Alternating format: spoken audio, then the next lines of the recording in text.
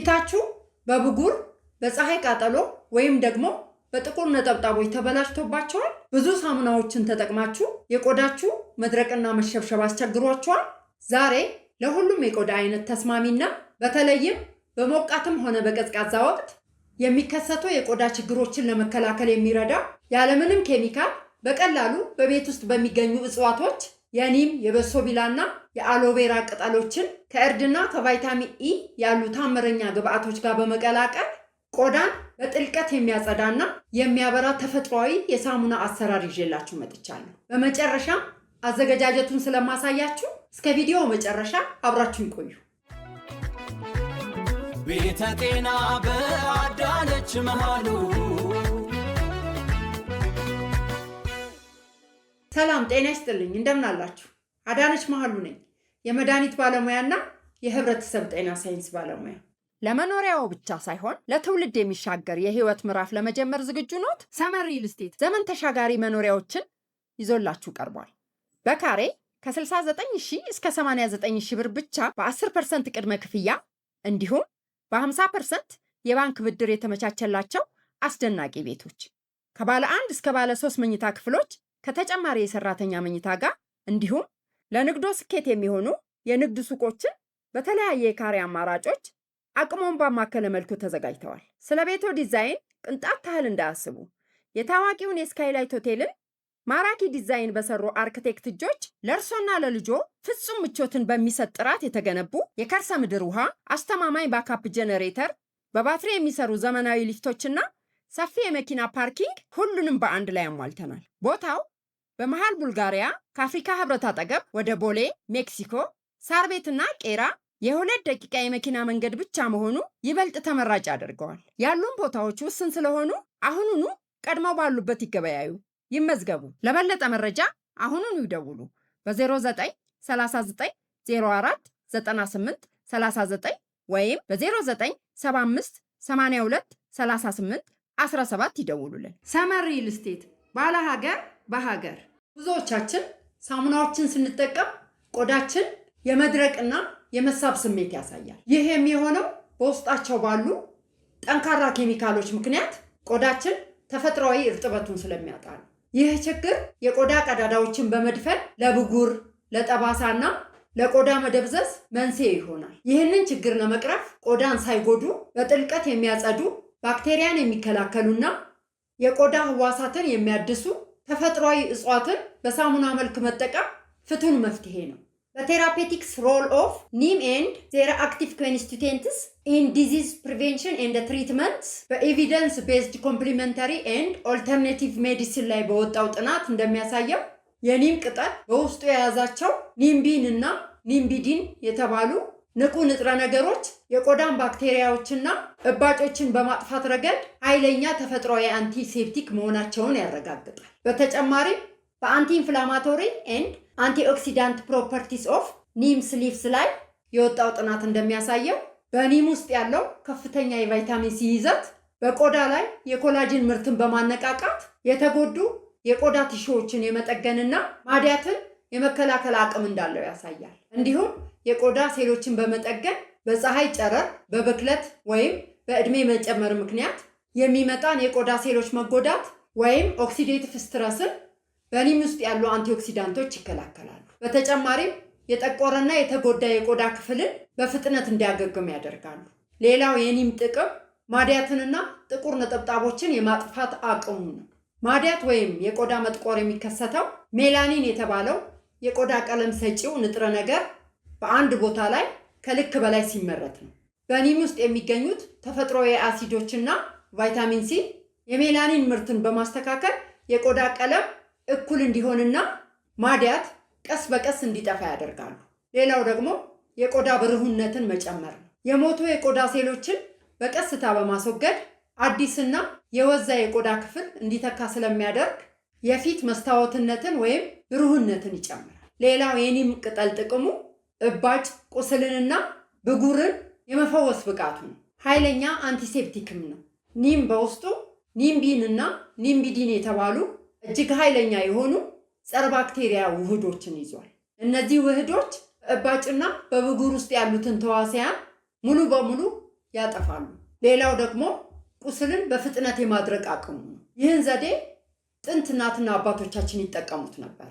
ኒም ቆዳ ላይ የተፈጠረ ክፍት ቁስልን ወይንም በብጉር ምክንያት የመጣ መቆጣትን በማስታገስና የደም ዝውውርን ወደዚያ ቦታ በመሳብ ቁስል ያለምንም ጠባሳ በፍጥነት እንዲድን የማድረግ ተፈጥሯዊ ኃይል አለው።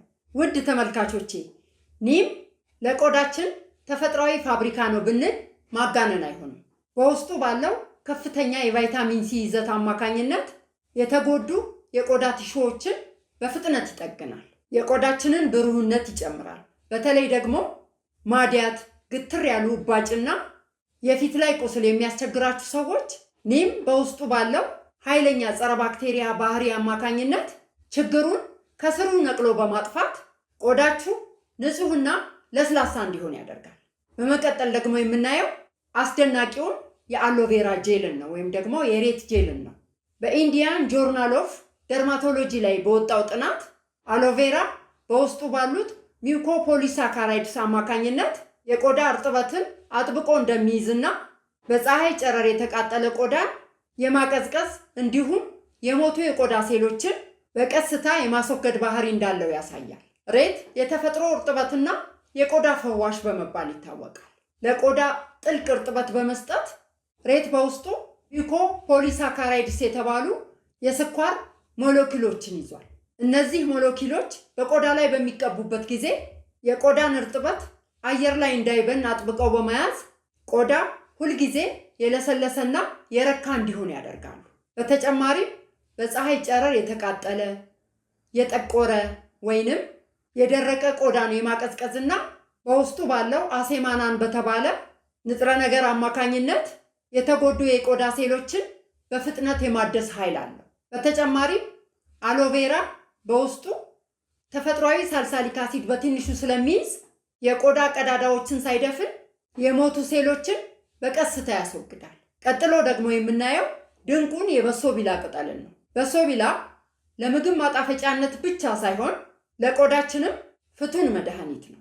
የበሶቢላ ሳይንሳዊ ምርምሮች በጆርናል ኦፍ አዩርቬዳ ኤንድ ኢንቴግሬቲቭ ሜዲሲን ላይ የወጣው ጥናት እንደሚያሳየው በበሶቢላ ውስጥ የሚገኙት ኢጂኖል እና ሊሞኒን የተባሉ ተፈጥሯዊ ዘይቶች የፊት ብጉርን የሚያስከትለውን ባክቴሪያ ሙሉ በሙሉ እንደሚገሉና በቆዳ ስር ያለውን የደም ዝውውርን በማሻሻል ቆዳ ተፈጥሯዊ ውበትና ወዝ እንዲያገኝ እንደሚያደርጉ ያረጋግጣል።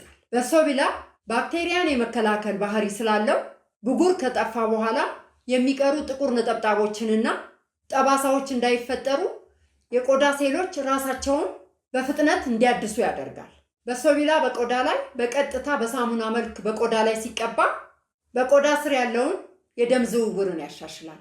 ይህም የቆዳ ሴሎች በቂ ኦክሲጅንና ንጥረ ነገርን እንዲያገኙ ስለሚያደርግ ቆዳ ተፈጥሯዊ ውበቱንና ወዙን እንዲያገኝ ይረዳል።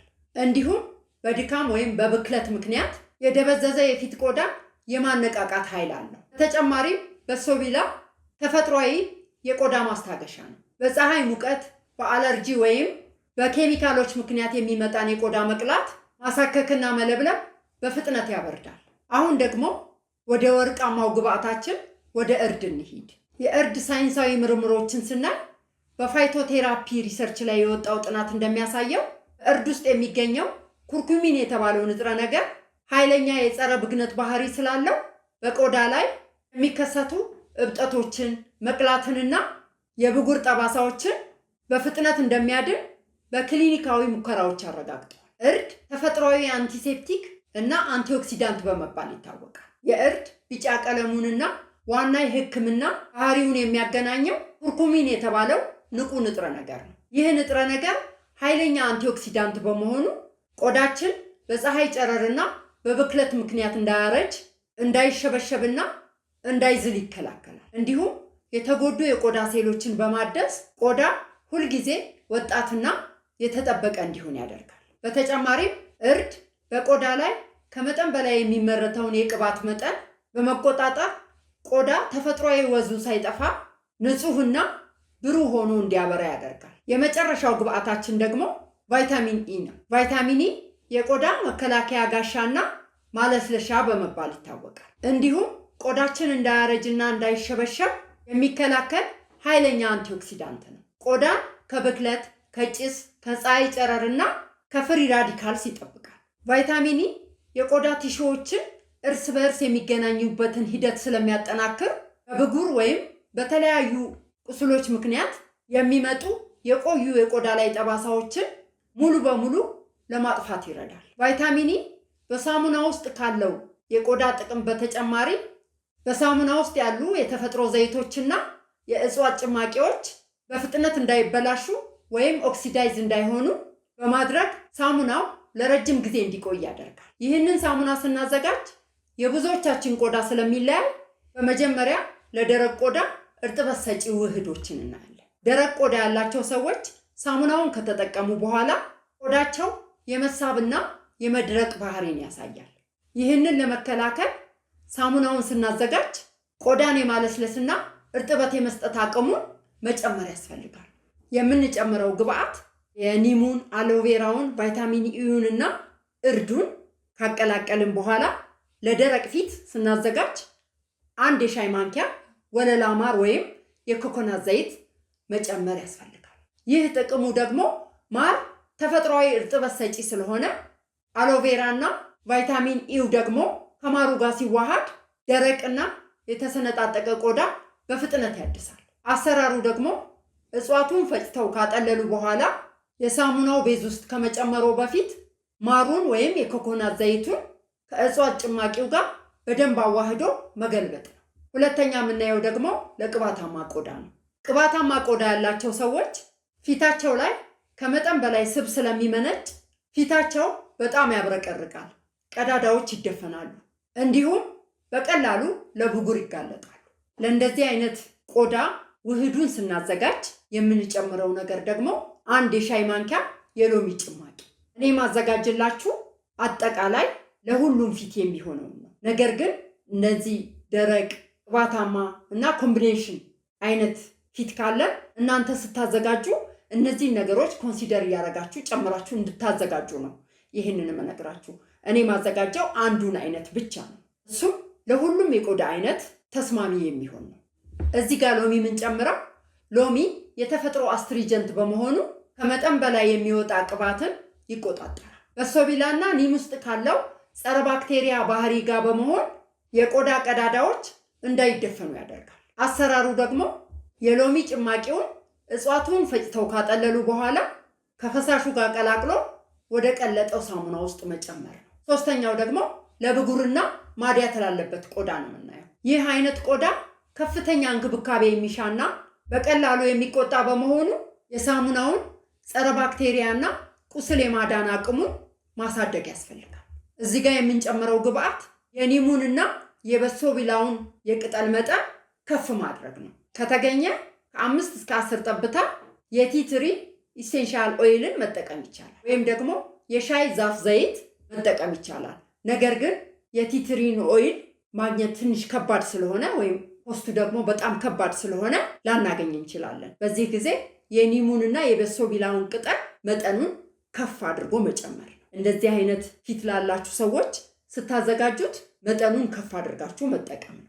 ከፍ ማድረጉ ደግሞ የሚጠቅመው ኒሙና በሶቢላው ቀጥተኛ የብጉር ባክቴሪያዎችን የሚያጠፉ ሲሆን እርዱ ደግሞ ማዲያትንና ከብጉር በኋላ የሚቀሩ ጥቁር ነጠብጣቦችን የማጥፋት ስራቸውን ያፋጥናል። እዚህ ጋር ስናዘጋጅ ይሄንን አሰራሩ ልክ እንደ መጀመሪያው አሰራር እጽዋቶችን ድቅቅ አድርጎ በመፍጨትና በቫይታሚን ኢው አጠናክሮ ማዘጋጀት ነው። ለሁሉም አሰራር የሳሙናው ቤዝ አስፈላጊ ነው። የሳሙናውን ቤዝ አጠቃቀም ደግሞ ስናይ ለተለያየ የቆዳ አይነት ሳሙና ሲሰሩ የሚጠቀሙት የሳሙና መሰረት ወይም ቤዝ አይነትም ትልቅ ሚና አለው። ሁልጊዜ ግልጽ የሆነውን የግሪሲሊን ሳሙና መሰረት መጠቀም ይመረጣል። በሶቢላው ሳሙና ላይ የሚፈጥረው የተፈጥሮ መዓዛ ፊቶን በሚታጠቡበት ወቅት ከፍተኛ የመነቃቃትና የትኩስነት ስሜት ይሰማዎታል። የሚሰራበትን መንገድ ስናይ እነዚህን የእጽዋት ውህዶች በአንድ ላይ ሲፈጩና የሳሙናውን መሰረት ሲያዋህዱ በውስጣቸው ያሉት ንቁ ንጥረ ነገሮች እንደ ቫይታሚን ኢ፣ ቫይታሚን ሲ እና ጸረ ባክቴሪያ ባህሪያት በሳሙና ውስጥ ተጠብቀው ይቆያሉ። ሳሙናውን በሚጠቀሙበት ወቅት ንጥረ ነገሮቹ በቀጥታ ወደ ቆዳ ቀዳዳ በመግባት የሞቱ ሴሎችን ያስወግዳሉ፣ የቆዳ ቲሹን ያድሳሉ እና የቆዳን እርጥበት ሳይነጥቁ ተፈጥሯዊ ቅባቱን ይጠብቃሉ። ይህ የምናዘጋጀው ሳሙና ከመድኃኒቶች ጋር ያለውን መስተጋብር ስናይ ይህ ሳሙና 100% ከተፈጥሮ እጽዋት የሚዘጋጅ በመሆኑ ከውጫዊ የቆዳ ክሬሞች ወይም መድኃኒቶች ጋር ቀጥተኛ የሆነ ጎጂ መስተጋብር የለውም። ነገር ግን በሐኪም የታዘዘ ልዩ የቆዳ በሽታ መድኃኒት እንደ ትሪቲኖይን፣ ስቴሮይድ ክሬም እየተጠቀሙ ከሆነ ሳሙናው እርድና በሶቢላ ስላለው ቆዳው ላይ መጠነኛ የመለብለብ ስሜት እንዳይፈጠር አስቀድሞ በትንሽ የቆዳ ክፍል ላይ መሞከር ይመረጣል። ማለትም ፓች ቴስት የምንለው ማለት ነው። ወይ እዚህ ስሱ አካባቢ እጃችን ላይ ወይም ደግሞ እዚች ጆሮአችን አካባቢ ትንሽ ሳሙናዋን መጥቶ አቆይቶ ቼክ ማድረግ ያስፈልጋል። የጎንዮሽ ጉዳትና ጥንቃቄውን ደግሞ ስናይ ሳሙናው ሙሉ ለሙሉ ተፈጥሯዊና ከኬሚካል ነፃ በመሆኑ ምንም አይነት የጎንዮሽ ጉዳት የለውም። ይሁን እንጂ ለእርድ ወይም ለእጽዋቶቹ አለርጂ ያለባቸው ሰዎች ከመጠቀማቸው በፊት እዚህ ክንዳቸው ላይ ፓች ቴስት አድርገው መሞከር አለባቸው። ሳሙናው በሚዘጋጅበት ወቅት ፈሳሹን አጥልለን በጨርቅ አጣርተን መጠቀም አለብን። ካልሆነ ግን የእጽዋቱ ስብርባሪዎች ቆዳን ሊያሳክኩ ይችላሉ። አሁን ወደ አዘገጃጀቱ እንሂድ። ለ200 ግራም የግሪሲሊን ሳሙና ቤዝ የሚያስፈልጉን ትክክለኛ የተፈጥሮ እጽዋቶች መጠን ስናዘጋጅ መጠናቸው የራሳቸው ፖርሽንን ምን ያህል እንደሆነ በቅደም ተከተል እናያለን። የመጀመሪያ የግሪሲሊን የሳሙና ቤዝ ነው። ማለትም ይሄ ነው የሳሙና ቤዝ የምንለው። ይሄ እንደዚህ አይነት ነው፣ ይገኛል፣ ይሸጣል፣ በቀላሉ ማግኘት ይቻላል። ይህንን ቤዝ ግሪሲሊን ሶፕ ቤዝ ነው የሚባለው። በ1 ኪሎ ግራም ነው የሚገኘው። ይህንን ቤዝ መጀመሪያ 200 ግራም እናዘጋጃለን። በመቀጠል ይህ የሳሙናችን ዋናው አካል ነው፣ ቤዙ ነው። በመቀጠል ትኩስ የኒም ቅጠል 10 ግራም ወይም ደግሞ አንድ እንደዚህ እፍኝ የምናዘጋጀው መጠን ላይ ጥንቃቄ ማድረግ አለብን። የኒሙ ቅጠል ከ10 ግራም መብለጥ የለበትም። እንደዚህ በእጃችን እፍኝ፣ አነስ ያለ እፍኝ ቅጠል ማዘጋጀት ነው። ማለት የምንለካበት መጠን ከሌለ ወይም ደግሞ የምንለካበት ሚዛን ከሌለ በእጃችን አነስ ያለ ትንሽ እንደዚህ ጭብጥ የኒም ቅጠል ማዘጋጀት ይቻላል። ኒሙን ካበዛ ነው ሳሙናው እንዲመርና ጥቁር አረንጓዴ እንዲሆን ያደርጋል። ስለዚህ የምንጠቀማቸውን ግብአቶች በጥንቃቄ ነው መጠቀም ያለብን። ሶስተኛው ግብአታችን በሶቢላ ነው። እሱንም 10 ግራም በሶቢላ እንጠቀማለን። ቅጠሉን ብቻ ነው የምንጠቀመው። ወይም ደግሞ ልክ እንደ ኒሙ በእጃችን መጠነኛ እፍኝ አነስ ያለ ማዘጋጀት እንችላለን። ሌላው አሎቬራ ጄል ነው። 1 የሾርባ ማንኪያ የሬት ጄል ነው የምንጠቀመው። እዚህ ጋር ጥንቃቄ ልናደርግ የሚገባው አሎቬራውን ካበዛ ነው ወይም ደግሞ የሬት ጄሉን ካበዛ ነው ሳሙናው እንዳይረጋና እንዲለሰልስ ያደርጋል። ስለዚህ ከ1 የሾርባ ማንኪያ መብለጥ የለበትም። ለምን ያህል ቤዝ? ለ200 ግራም የሳሙና ቤዝ። ቤዙን በጨመርነው ቁጥር ሬሾውን ካልኩሌሽን ሰርተን ማስተካከል አለብን።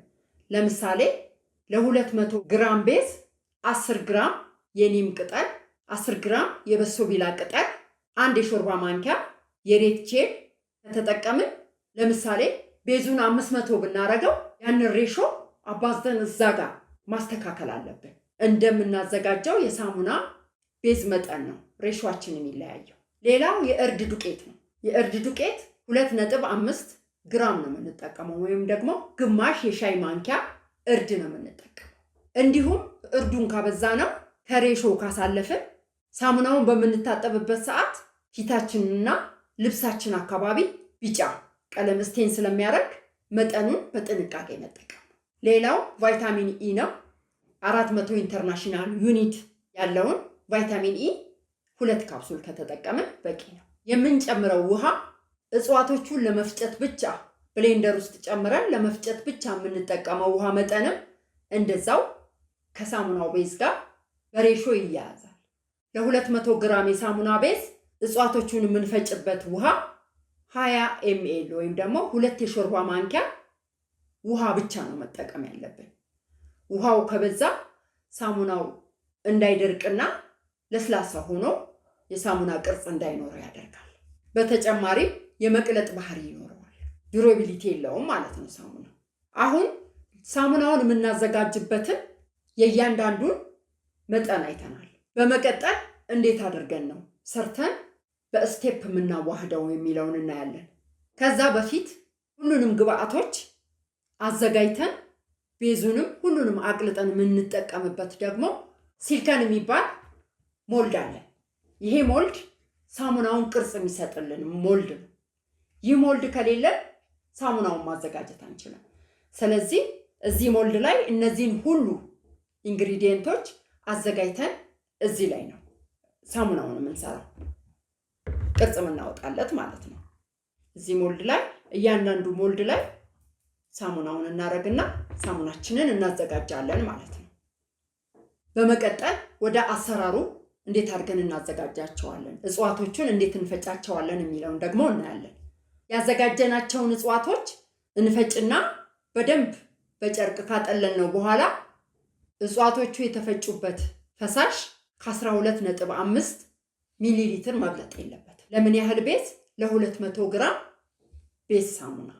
እዚህ ጋር የደህንነት መመሪያው 15% ሩል አለው። ይህ ማለት እኛ የምናዘጋጀው 200 ግራም ሶፕ ቤዝ አይደለም። ለዛ 12.5 ሚሊ ሊትር የእጽዋቶቹን ጭማቂ እንጠቀማለን ማለት ነው። ይህንን መጠን በትክክል ከተጠቀማችሁት ሳሙናው በጣም ጠንካራ፣ ጥራቱን የጠበቀና አረፋውም ሳያንስ ለረጅም ጊዜ የሚቆይ ይሆናል። በሳይንቲፊክ ፕሪንሲፕል ኦፍ ናቹራል ሶፕ ሜኪንግ ኤንድ ኮልድ ሜልት ፕሮሰስ ፎርሙላስ ላይ የተጠናው ጥናት እንደሚያሳየው በተፈጥሮ ሳሙና አሰራር ሳይንስ ውስጥ ወደ ቀለጠው ሳሙና መሰረት ወይም ቤዝ የሚጨመሩ ትኩስ የእጽዋት ጭማቂዎች መጠን ከአጠቃላይ ክብደቱ ከ10 እስከ 15% መብለጥ እንደሌለበት ሳይንሱ ያረጋግጣል። አሁን ደግሞ የአዘገጃጀት ቅድመ ተከተሉን እናያለን። በመጀመሪያ ቅጠሎችን ማጽዳት ነው። የኒምና የበሶቢላ ቅጠሎቹን ከቅርንጫፎቹ ለይቶ ከ2 እስከ 3 ጊዜ በደንብ ማጠብ ነው። ከተቻለ ቤኪንግ ሶዳንም ተጠቅሞ ቅጠሎቹን ማጠብ ይቻላል። በመቀጠል አሎቬራን ማዘጋጀት ነው፣ ወይም ደግሞ የሬት ጄሉን ማዘጋጀት ነው። ከዚያ የኒም የበሶቢላውን ቅጠልና ግማሽ የሻይ ማንኪያ እርዱን ጨምሮ 20 ሚሊ ሊትሩን ውሃ ጨምሮ በብሌንደር መፍጨት ነው። ከፈጨነው በኋላ የአሎቬራ ያወጣነውን ጄል በድጋሜ 1 የሾርባ ማንኪያ ብሌንደር ውስጥ ጨምሮ የተፈጨው ላይ ድጋሜ የአሎቬራ ጄሉን ጨምረን መፍጨት ነው። ከዚያ ውህዱን የፈጨነውን ውህድ በደንብ ጭምቅ አድርገን ማጥለል ነው። ከዛ ያወጣነውን ጭማቂ 2 ካፕሱል ቫይታሚን ኢውን እላዩ ላይ ቆርጦ መጨመርና በደንብ ማዋሃድ ነው። ከዚያ 200 ግራም የሳሙና ቤዛችንን መፈቅፈቅ ወይም ደግሞ በትንንሹ ቆራርጦ በድስት ላይ ማዘጋጀት ነው። ከዛ ያዘጋጀነውን ቤዝ በደብል ቦይለር ዘዴ ሳሙናችን እንዳይቃጠል ውሃ ድስት ላይ አድርገን ፎጣ ከስር አድርገን ሳሙናችን ያለበትን ድስት እዛ ላይ እንጥደዋለን። በውሃው እንፋሎት እናቀልጠዋለን ማለት ነው። ከዚያ የሳሙናችን ቤዝ ሙሉ ለሙሉ ቀልጦ ሲያልቅ ያዘጋጀነውን ጭማቂ ቀስ በቀስ እያማሰልን እንጨምረዋለን። ከዚያ ለ2 ደቂቃ ያህል አብረን እናፈላዋለን። ከዛ ያዘጋጀነው ውህድ ሳይቀዘቅዝ ሲልከን ሞልዳችን ላይ እንገለብጠዋለን ማለት ነው። እንዳወጣን ወዲያው ነው የምንገለብጠው። ለምን? የሳሙናው ቤዝ ከሰዓት ላይ ሲወጣ ወዲያው የመርጋት ባህሪ ስላለው ቶሎ ሲልከን ሞልዳችን ላይ እዚህ ላይ እንገለብጠዋለን። ከዚያ ለ2 ሰዓት ካቆየነው በኋላ ሳሙናችንን ከሲልከን ሞልዱ ላይ እናወጣዋለን ማለት ነው። አሁን ሳሙናችን ዝግጁ ሆኗል ማለት ነው። ያዘጋጀነውን ሳሙና እንዴት እንጠቀመው የሚለውን ስናይ ይህን ሳሙና በቀን ምን ያህል ጊዜ እንጠቀመው? ይህን ሳሙና መደበኛ የፊትና የሰውነት ሳሙና አድርገው ከ1 እስከ 2 ጊዜ ጠዋትና ማታ መጠቀም ይቻላል። የፊት ቡግርን፣ የፀሐይ ቃጠሎን ወይም ደግሞ ማዲያትን ለማከም የምንጠቀም ከሆነ ፊትን ሁል ጊዜ ለመታጠብና ገላንም እንዲሁ በማንኛውም ሰዓት መታጠብ ይቻላል። ለምሳሌ ፀሐይ ላይ ቆይተን ከመጣን በቀን ጠዋትም ቀንም ማታም መታጠብ እንችላለን። እነዚህ የፀሐይ የብጉርና የማዲያት ችግር ካለብን። ለምን ያህል ጊዜ እንጠቀመው የሚለውን ደግሞ ስናይ ይህ ሳሙና ከተፈጥሮ ያዘጋጀነው ስለሆነ ምንም አይነት ስጋት የለውም። ለረጅም ጊዜ መጠቀም ይቻላል። ነገር ግን የቆዳ ለውጥን ለማየት ቢያንስ ለ1 ወር ያህል በተከታታይ መጠቀም አለብን። እነማን መጠቀም የለባቸውም የሚለውን ደግሞ ስናይ እድሜያቸው ከ6 ወር በታች የሆኑ ህፃናት ይህንን ሳሙና መጠቀም የለባቸው። ምክንያቱም ቆዳቸው በጣም ስስ ስለሚሆን እነዚህ የተፈጥሮ ሳሙናዎችን መጠቀም የለባቸው። በተጨማሪ በቆዳቸው ላይ ክፍት ቁስልና ደም የሚፈስ ቁስል ካለ ይህንን ሳሙና መጠቀም የለባቸውም። ምክንያቱም በውስጡ ያለው እርድና የበሶቢላ ቅጠል ሊቆጠቁጥና ሊያቃጥል ስለሚችል። የአዘገጃጀት ዘዴው ላይ የደብል ቦይለር ዘዴን እንጠቀማለን ብዬ ነበረ ቅድም። ይህ የምንጠቀምበት ምክንያት የግሪሲሊን ሶፕ ቤዙ በቀጥታ እሳት ላይ ካረፈ ስለሚቃጠልና ጥራቱን ስለሚያጣ በእንፋሎት ማብሰሉ ጥራቱ የተጠበቀ እንዲሆን ያደርገዋል።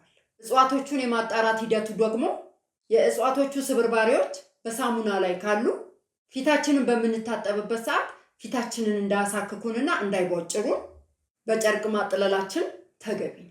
አረፋ መጠኑ ላይ ላሳሰባችሁ የምፈልገው የተፈጥሮ እጽዋት ጭማቂው ሲጨመር መደበኛው የግሪሲሊን ሶፕ ቤዝ የሚሰጠው የአረፋ መጠን በመጠኑ ሊቀንስ ይችላል። ይህ ደግሞ ተፈጥሯዊ መሆኑና የማጽዳት አቅሙንም አይቀንስም። የማከማቻ ጊዜውን ስናይ ወይም ደግሞ ሼልፍ ላይፉን ስናይ የምናስቀምጥበት ጊዜ ወይም የሚቆይበት ጊዜ ሳሙናው ምንም አይነት ሰው ሰራሽ መከላከያ ወይም ፕሪዘርቫቲቭ ስላልተጨመረበት ካዘጋጁ በኋላ ባሉት ከ4 እስከ 6 ወራት ውስጥ ጥቅም ላይ ቢውሉ ይመረጣል። እንዲሁም በቀጥታ ፀሐይ የማይደርስበት ቦታ፣ በደረቅ ቦታ መቀመጥ አለበት። እዚህ ጋር ላሳስባችሁ የምፈልገው ነገር ሳሙናውን አዘጋጅታችሁ ከድስት ውስጥ ወደ ሞልዱ በምትገለብጡበት ሰዓት ፈሳሹ ወዲያውኑ የመርጋት ባህሪ ስላለው በፍጥነትና በጥንቃቄ መሆን አለበት። የሲሊከን ሞልድን መጠቀም ሳሙናው በቀላሉ እንዲላቀቅና እንዳይጣበቅ ይረዳል። ይህንን የቤት ውስጥ የተፈጥሮ እጽዋት ሳሙና ማዘጋጀት እጅግ ቀላልና ወጪ ቆጣቢ ከመሆኑም በላይ ለቆዳችን የተሟላ ተፈጥሯዊ እንክብካቤን ይሰጣል። ቆዳ ሳይደርቅ በተፈጥሯዊ መንገድ ውብ፣ ለስላሳና ጤናማ እንዲሆን ለማድረግ ዛሬውኑ በቤቶ ይሞክሩት። የዛሬው መረጃዬ ይህንን ይመስል ነበር። ውድ የቻናሌ ቤተሰቦች፣ ውድ የቤተ ጤና ቻናል ቤተሰቦች ይህንን ተፈጥሯዊ ሳሙና በቤታችሁ ሞክራችሁ ያገኛችሁትን አስደናቂ ለውጥ በኮመንት መስጫው ላይ አካፍሉኝ። ቪዲዮ ጠቃሚ ሆኖ ካገኛችሁት ላይክ ማድረግና ለምትወዷቸው ሰዎች ሼር ማድረጋችሁን አትርሱ። ለቻናሌ አዲስ ከሆናችሁ ደግሞ ሰብስክራይብ በማድረግ የቤተሰቤ አባል ሁኑ። በሚቀጥለው ቪዲዮ በሌላ የተፈጥሮ የጤና መረጃ እስከምንገናኝ ጤና ይብዛላችሁ። አመሰግናለሁ። ቻው።